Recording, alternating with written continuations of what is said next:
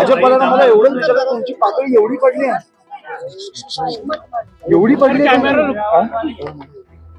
पैसे देऊन फॉर्म परत घ्यायला सांगणं ठीक होतं, तुम्ही खून करायला लागले. आता मी जसा बघून आलो तसं शिंदे साहेबांनी किंवा देवेंद्र साहेबांनी किंवा मला वाटतं ह्या लोकांनी बघितलं पाहिजे घराची परिस्थिती काय, आणि अशा निवडणुका असतील ना तर नको निवडणुका, आम्ही सगळे फॉर्म परत घेतो, तुम्ही जिंका.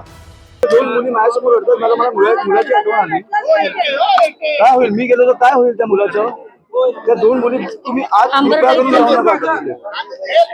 पत्रकारिता सोडा, तुमचा माणूस जिवंत आहे की नाही, काय परिस्थिती करू. आणि भाजपला मला एवढंच विचारलं, तुमची पातळी एवढी पडली आहे, एवढी पडली. पैसे देऊन फॉर्म परत घ्यायला सांगणं ठीक होतं, तुम्ही खून करायला लागले. आता निवडणुकांसाठी मला वाटतं समोरच्या पक्षात पण काही आपले लीडर्स आहेत ज्यांची मुली, मी जसा बघून आलो तसं शिंदे साहेबांनी किंवा देवेंद्र साहेबांनी किंवा मला वाटतं ह्या लोकांनी बघितलं पाहिजे घराची परिस्थिती काय, आणि अशा निवडणुका असतील ना तर नको निवडणुका, आम्ही सगळे फॉर्म परत घेतो, तुम्ही जिंका. ती बघा मुलगी परत उठली. अशा निवडणुका ही आपल्या महाराष्ट्राची परिस्थिती आणून ठेवली तुम्ही. मी कधीही कोणी वारल्यावर राजकारण करत नाही, आणि आज पण मी नव्हतो करायला आलो. पण तुम्हाला कधीतरी कळणार आहे की नाही की तुमचे राज्य कुठे नेऊन ठेवलं तुम्ही.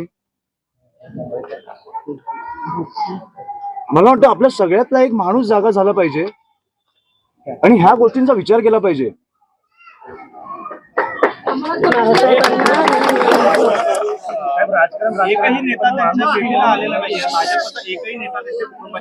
माझी विनंती आहे, फडणवीस साहेबांना माझी विनंती आहे, एक दिवस प्रचार सोडा आणि प्लीज या. तुम्हाला निवडणुका काय कुठच्या पातळीला नेऊन ठेवल्यात ना आपल्याला कळतील. आणि माझी विनंती आहे त्यांना, मोठे नेते आहेत पण मला वाटतं की आपल्या राज्याचे मुख्यमंत्री आहेत, कुठेतरी आपलं राज्य कुठे चाललंय हे त्यांनी पण बघितलं पाहिजे. ही कुठची परिस्थिती आहे. एक आई, एक बायको, दोन मुली आज अस्थि विसर्जन करून आल्यात. कशासाठी? निवडणुकीसाठी.